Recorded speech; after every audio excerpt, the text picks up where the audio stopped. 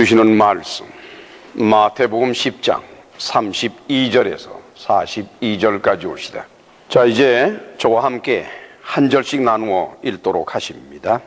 누구든지 사람 앞에서 나를 시인하면 나도 하늘에 계신 내 아버지 앞에서 저를 시인할 것이요, 누구든지 사람 앞에서 나를 부인하면 나도 하늘에 계신 내 아버지 앞에서 저를 부인하리라. 내가 세상에 화평을 주러 온 줄로 생각지 말라. 화평이 아니요 금을 주러 왔노라. 내가 온 것은 사람이 그 아비와 딸이 어미와 며느리가 시어미와 불화하게 하리 함이니, 사람의 원수가 자기 집안 식구리라. 아비나 어미를 나보다 더 사랑하는 자는 내게 합당치 아니야. 아들이나 딸을 나보다 더 사랑하는 자도 내게 합당치 아니야.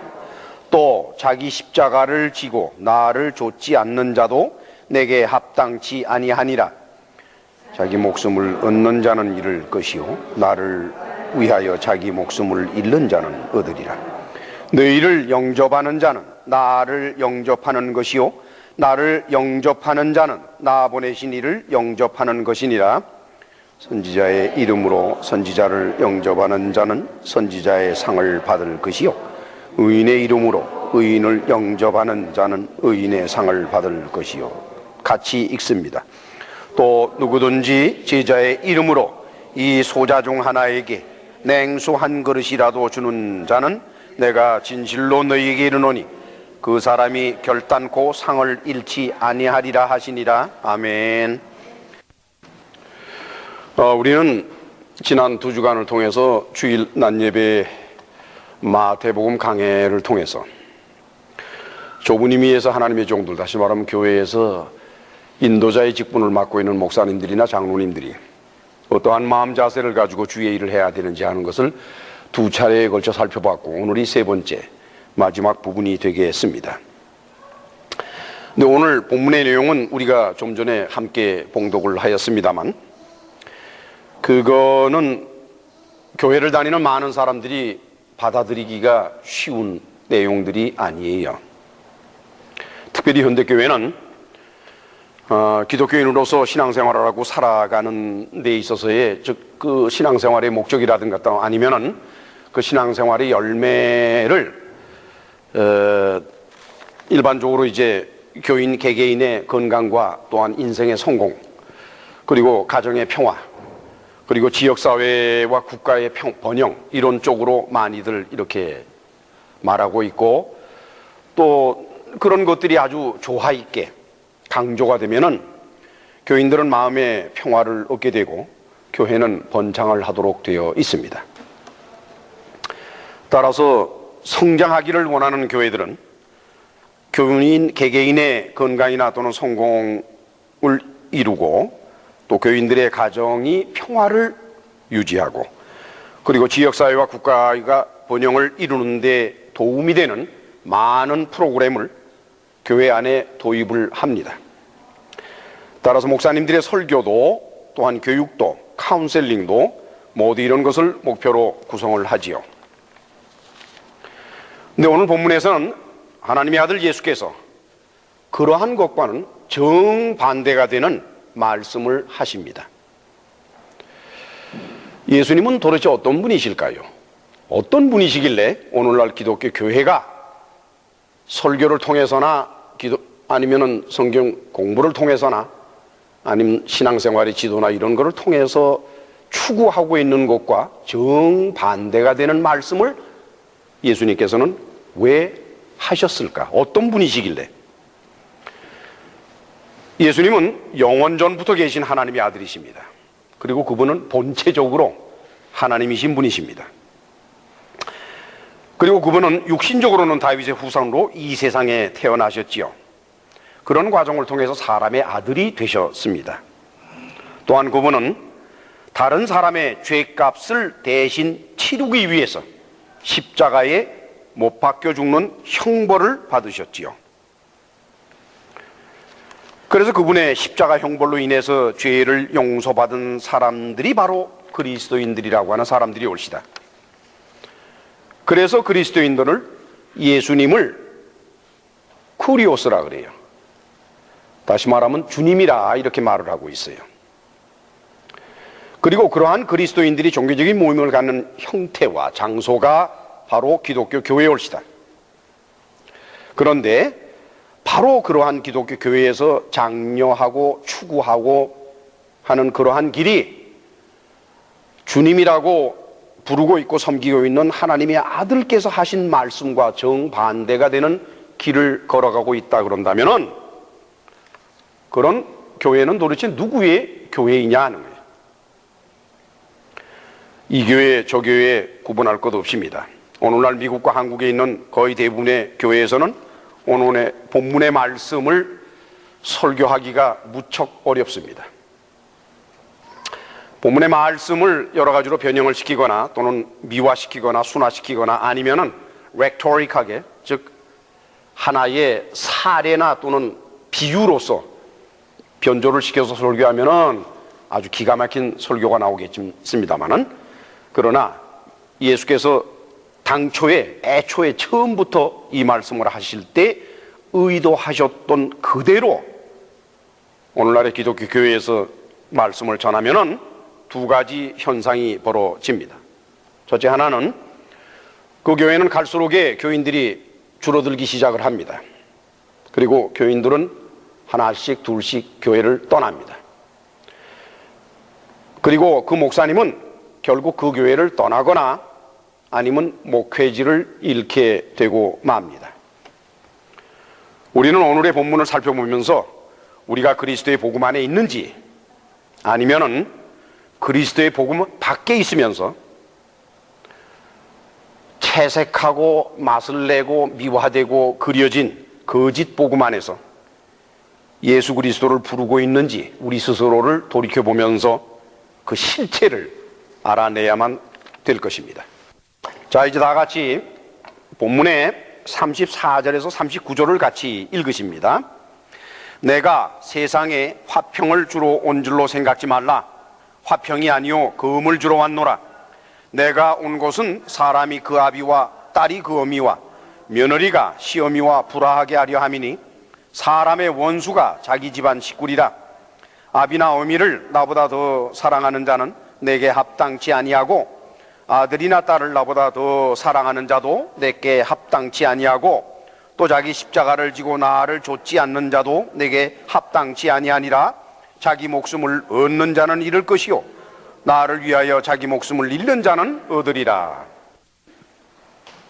여러분 이거 받아들이겠어요? 솔직하게 아주 정직하게 생각 들으세요.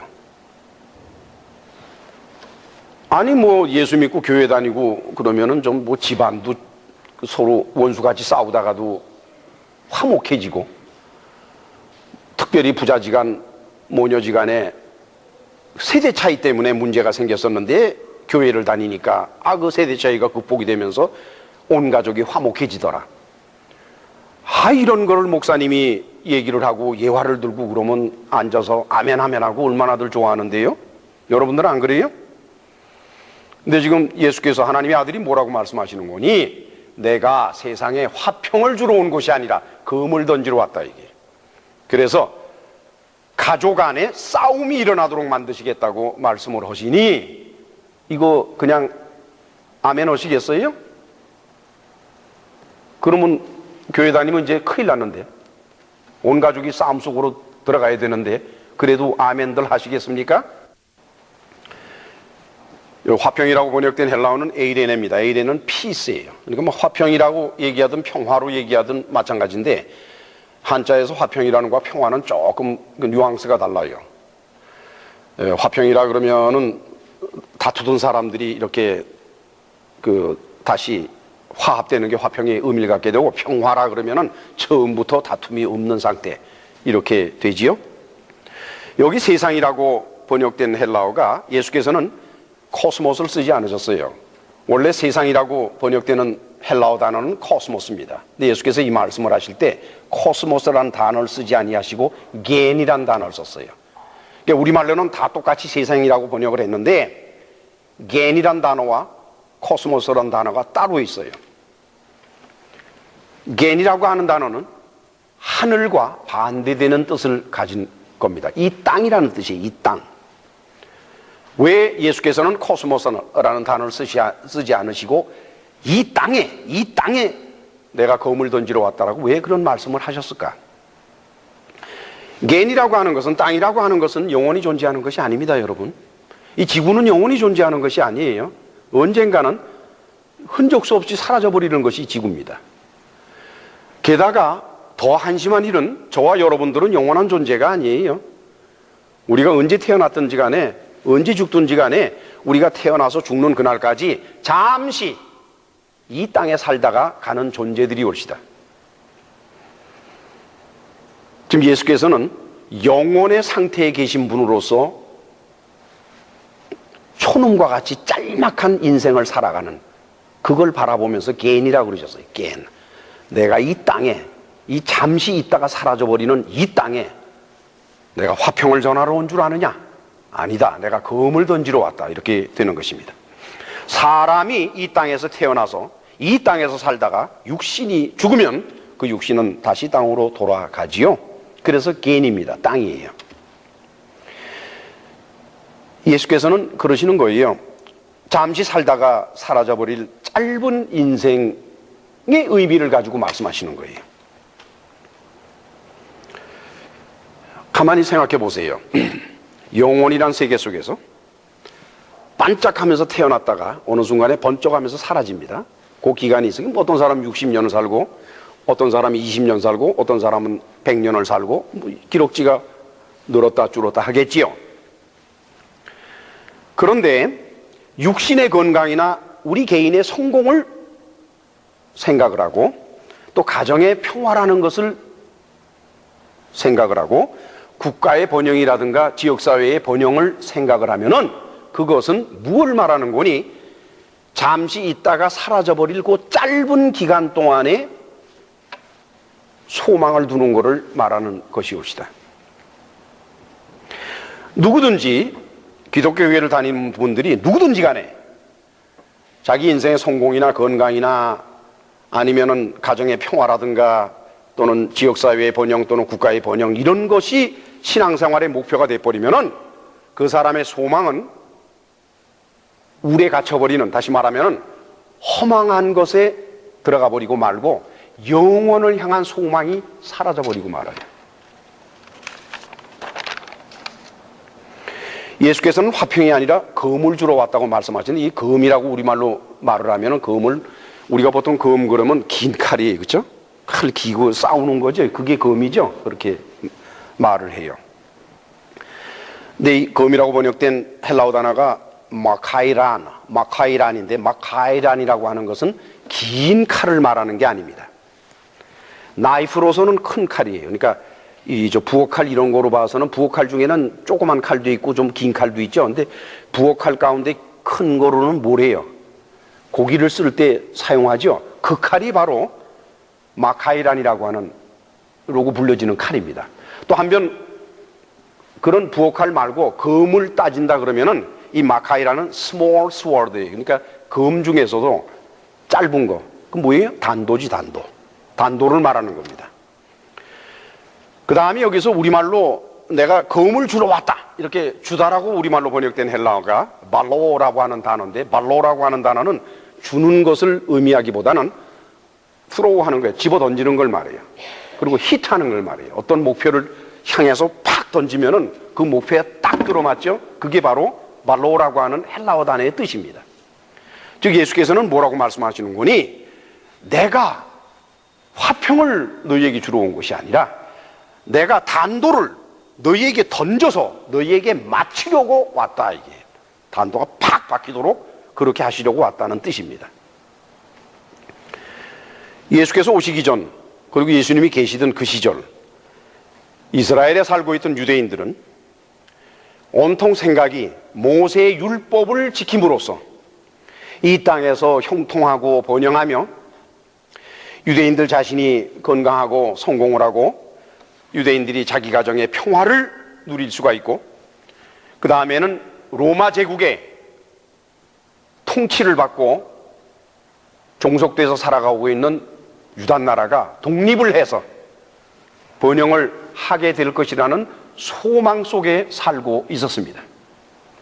그런 소망 속에 살고 있는 유대인들에게 예수께서 하시는 말씀이 너희가 가진 소망이 틀렸다는 거예요. 예수께서는 그러한 사람들에게 복음의 단검을 던져서 정신 차리게 하시려고 이 말씀을 하신 것이옵시다. 근데 문제는 이러한 복음에 관한 생각이나 또는 그런 마음이나 이런 것들이 한 가족이 일제히 변화가 돼버리면 무슨 문제가 있겠어요? 일제히 변화가 되면 아무런 문제가 없어요. 예수께서는 말이죠, 삶의 가치관에 대해서 이게 갈라지는 일이 온다는 거예요. 여기서 집안 식구가 원수가 된다는 거예요. 원수가. 그래서 원수라고 우리말로 번역을 했는데 그 아주 원수까지는 아닙니다. 그 뭐 철천지 원수면 그 죽여야만 직성이 풀리. 그건 뭐 가족이 서로가 갈라진다는 뜻 원수까지야 되겠어. 미워한다는 게 사실은 맞아요. 그 헬라어의 뜻이 미워한다는 뜻이에요. hate. 그 미워하는 거에 뭐 애들도 뭐 엄마 아빠 마음에 안 들면 I hate you, I hate you 뭐 이렇게 이런 말은 능히 쓰잖아요, 그렇죠? 그래서 이거는 원수라고 번역이 된 거는 조금 좀 지나친 것 같다 하는 생각입니다. 가족이 어떻게 원수가 되겠습니까? 다만 서로 hate하게 된다, 이게 미워하게 된다 하는 뜻이옵시다. 그런데 예수께서 예로 들으신 그 관계를 보니까 사람이 그 아비와 여기서 사람 안트로포스 사람이라고 이렇게 번역을 한 그 뜻은 아들을 말해요. 아들, 남자. 보통 저 성경은 지난번에도 제가 말씀을 드렸습니다만은 신약 성경, 구약 성경 모두가 다 남자 위주의 표현으로 되어 있기 때문에 거기서 사람이라든가 뭐 아들이라든가 이런 표현들은 주로 남자의 역할을 말하고 있는 것이옵시다.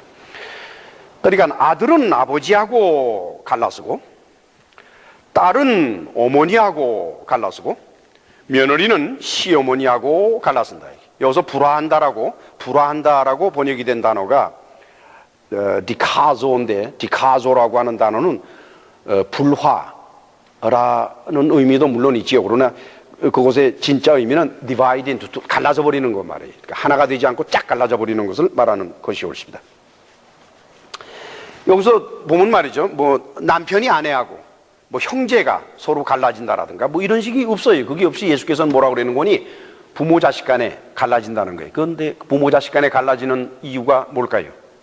오늘날은 부모 자식 간에 갈라져 있지가 않습니까? 여러분 말이죠, 우리가 무슨 짓을 해도, 저도 자식을 키우고 우리가 무슨 노력을 하고 무슨 일을 해도 부모와 자식은 갈라져 있습니다. 일컬어서 그걸 세대 차이라 그래요.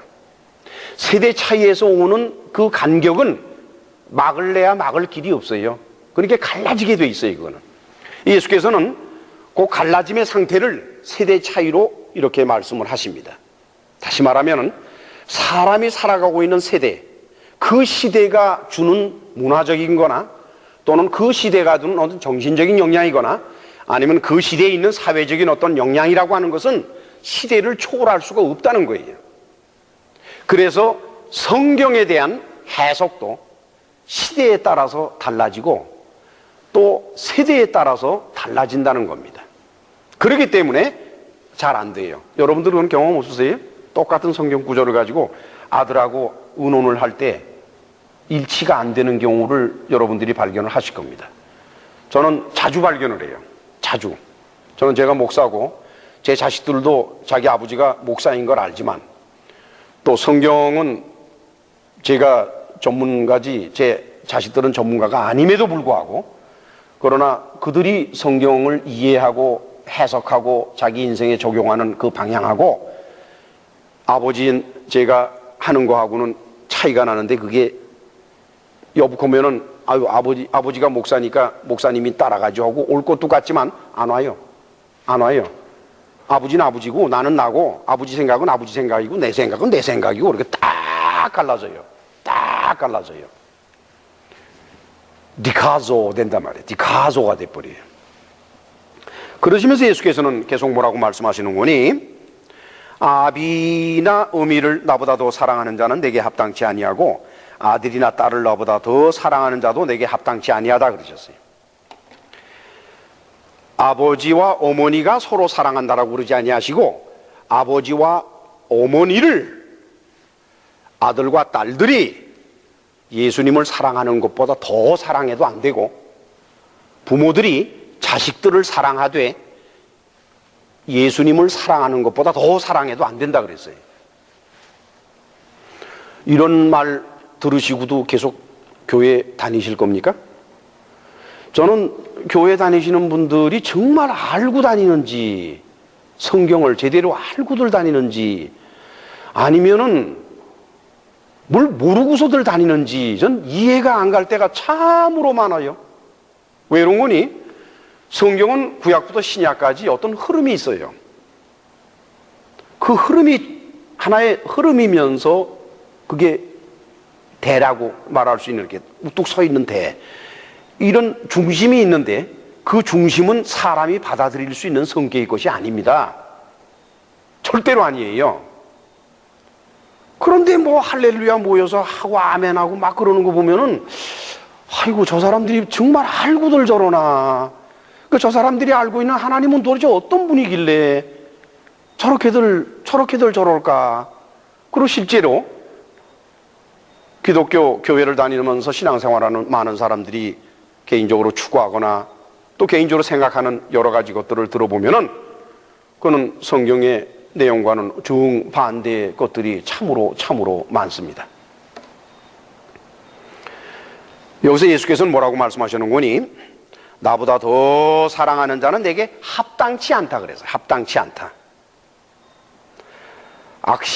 악시오스라고 그랬는데 이 합당치 않다. 이게 worthy, 자격이 있다는 뜻입니다. worthy하다는 뜻인데 왜 예수께서 그런 말씀을 하셨을까요? 하나님의 아들은 말이죠. 이 세상에 오셔서 십자가에 죽으시는 형벌을 받으신 거예요. 형벌이에요, 이거는. 그렇게 센텐스가 내려졌고 그렇게 재판을 받았고 빌라도에 의해서 그 재판의 결과대로 십자가형을 받고 사형당하신 분이 하나님의 아들 예수 그리스도 올시다. 그렇게 하신 까닭은 오직 한 가지예요. 죄인이 저나 여러분들이나 이 세상에 살고 있는 어떤 인간일지라도 그 죄인이 죽어서 받을 형벌 곧 지옥 가는 그 형벌을 하나님의 아들이 대신 받으시려고 대신 치르시려고 대신 해결하시려고 한 것입니다. 그러니까 무슨 문제가 그 다음에 생기는 거니? 그렇게 십자가에 못 박고 하나님의 아들이 십자가에 못 박혀 죽으셨으니까 어떤 사람 말처럼 따라서 여러분들의 죄가 다 용서를 받았습니다라고 쉽게 얘기들 하시는 분들이 있는데 오늘 예수님은 그 말씀을 안 해요. 그렇게 이 구원에 관해서 그렇게 함부로들 얘기하는 게 아닙니다. 아주 구원에 관해서 참으로 쉽게 서슴없이들 말하시는 분들이 많은데 아니에요. 이게 어떻게 해야 되는 거니까 악시오스가 돼야 돼요. 악시오스. 합당해야 돼요. 그래야 하나님의 은혜를 받게 돼 있어요. 자, 예수 그리스도께서 십자가에 죽으시는 형벌을 받으심으로써 죄인이 자기 죄 때문에 받을 형벌을 안 받게 되었다. 그러면 누구나 다 그런 것이냐? 아니다 이거예요. 합당한 자만 그게 적용이 된다는 거예요. 그것은 바로 십자가에 달린 하나님의 아들 예수 그리스도를 누구보다도 더 사랑하는 것이 바로 그것입니다. 그런 사람들이 하나님의 아들의 은혜를 받아서 그리스도인이 되는 그런 영광을 누리게 돼요. 보세요. 내 인생의 건강과 성광, 그래요. 내 가족의 평화, 내 국가의 번영, 좋은 거지요. 그거 뭐 마다할 사람 누가 있겠어요? 그거 싫어할 사람 누가 있겠어요? 그건 뭐 예수 믿는 사람만 그거 추구하던가요? 아니에요. 전 인류의 역사를 통틀어서 동서양을 막론하고 어느 세대의 사람도 다 그거를 추구했어요. 그러니까 예수 믿는 사람들만 유난스럽게 그걸 추구한다고 생각하면 큰 오산입니다. 가정의 평화는 뭐 예수 믿는 사람만 가정의 평화가 오든가요? 아니에요. 절 다니는 분들도 가정 꾸려가는 걸 아주 평화롭게 잘 꾸려가는 분들이 많고, 특히 유교는 그 바탕이 가정의 평화에 있습니다, 여러분. 유교는 종교는 아닙니다만은, 그런 유교라고 하는 윤리체제는 그 근본이 어디에서 나오는 거니? 가정의 평화에서 나오게 돼 있어요.